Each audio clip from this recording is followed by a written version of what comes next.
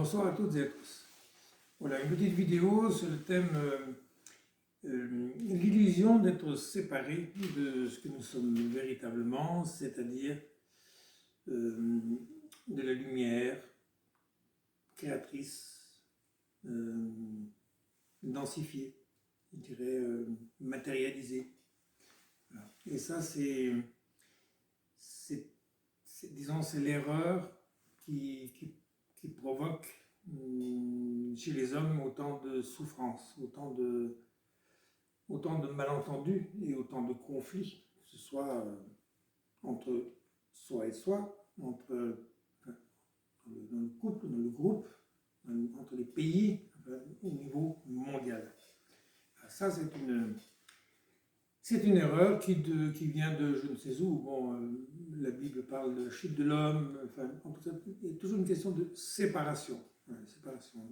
Nous pensons être séparés de ce que nous sommes. Il y a cette grande, il y a ce terme que j'aime beaucoup employer, la perception. C'est-à-dire que comme nous nous sentons divisés, nous percevons les choses à l'extérieur. Et ça, le fait de percevoir, ça témoigne que nous ne sommes pas. En tout cas, nous sommes, mais que nous n'en avons pas conscience. C'est une façon de... Disons, cette erreur nous amène toujours à des questions. Des questions qui sont toujours un peu... qui émanent toujours du doute de ce que nous sommes, de la confusion, donc auquel l'ego, la personnalité que nous sommes, de par le conditionnement, va apporter des réponses. Mais des réponses qui ne sont jamais justes, puisque de toute façon, c'est toujours par rapport à des choses perçues, et non pas par rapport à quelque chose de certain, par rapport à des certitudes. Donc cette question va engendrer encore une autre question. Cette question, va engendrer une autre réponse, qui va réengendrer une autre question, et ainsi de suite. Et c'est comme ça que l'humanité s'est perdue en confusion dans des questions et des réponses qui ont de moins en moins de sens, en tout cas qui se sont éloignées du sens originel. Et donc là, l'essentiel, c'est de revenir, bien sûr, à ce que nous sommes véritablement, mais sans vraiment le chercher à l'extérieur. Ça, et elle est là la grande confusion et l'échec. Et l'échec que beaucoup déplorent. Ils disent, voilà, ah oui, moi je cherche, il y a longtemps que je cherche, j'ai tout compris, mais ça ne marche pas. Non, parce que on cherche à l'extérieur ce qui est en nous.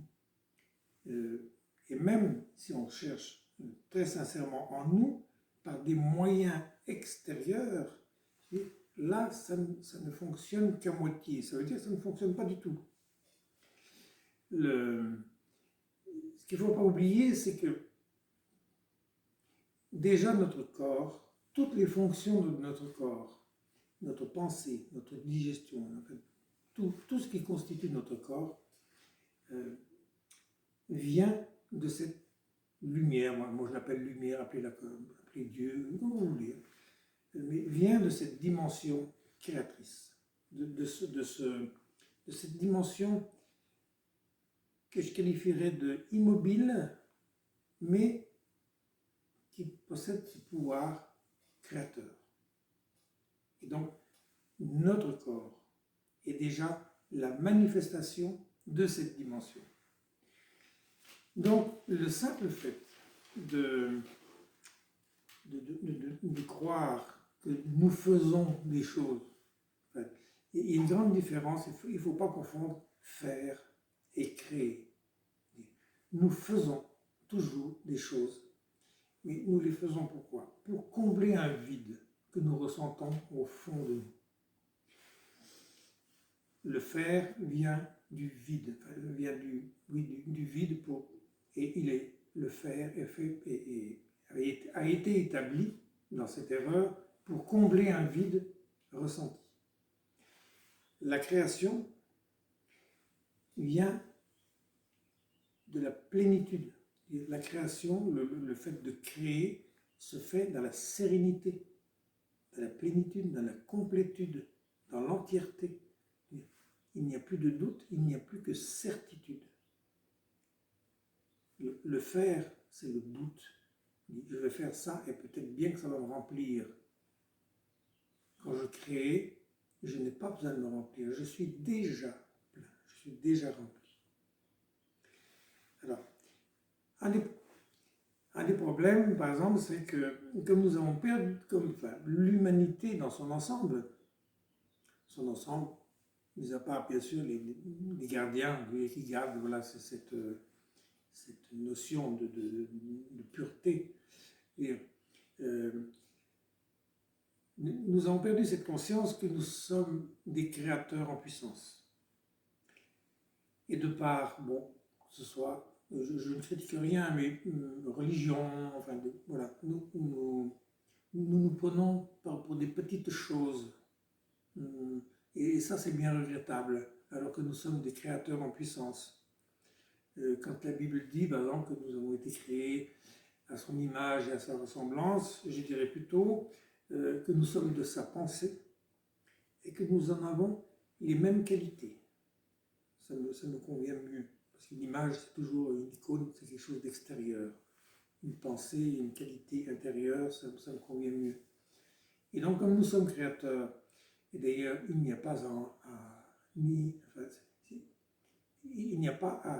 à dire que c'est prétentieux que de dire que nous sommes créateurs. Parce que c'est la réalité. Le contraire est vrai. C'est très orgueilleux de penser que nous pouvons tout faire par nous-mêmes sans cette dimension, que nous sommes des tout-puissants. Voilà. Ça, c'est l'orgueil ambiant de cette époque et qui crée la dégénérescence de l'humanité actuelle. Et donc, comme nous avons perdu cette dimension, cette conscience que nous sommes créateurs, et que ce sont nos pensées et nos paroles qui créent, eh bien nous créons n'importe quoi, puisque nous n'avons plus conscience. Nous créons une fois notre bonheur, une fois notre malheur. Puis alors, si ça ne marche pas, le problème c'est que nous allons commencer à accuser l'autre ou les autres. On va dire, c'est de sa faute, ou c'est de leur faute. Nous avons perdu cette conscience qu'en fait, nous accusons notre propre création. Parce que ce qui nous arrive, c'est nous qui l'avons créé. Et ça, c'est quelque chose de capital. C'est un revirement de la façon de penser et de parler, et une vigilance de ce qui sort de notre tête et de notre bouche, et une guérison aussi de ce qui rayonne, de ce qui résonne de notre corps, de notre passé qui n'a jamais été guéri. Voilà, j'ai vécu ça, oui, oh, c'est le passé, c'est pas bien grave. Non, non, si, c'est grave. Ça résonne, ça rayonne, ça va dans le champ quantique de la physique quantique, et ça crée. C'est pour ça qu'il y en a qui disent, ah, j'ai tout résolu, et pourtant, tiens, il m'arrive que des merdes. Oui, c'est parce que il y a l'histoire de l'inconscient, 10% de conscient, 90% d'inconscient. Donc, il faut demander la guérison en profondeur. J'ai fait cette autre vidéo, se laisser renaître par la lumière, c'est exactement ça. Sans cette lumière créatrice, nous ne sommes rien. Rien n'existerait. Rien. Absolument rien. Ni nous, ni nous. Ce serait le néant. Voilà, donc je reviendrai là-dessus parce que c'est quand même très important de comprendre cela. À mon sens, beaucoup parlent du nouveau monde.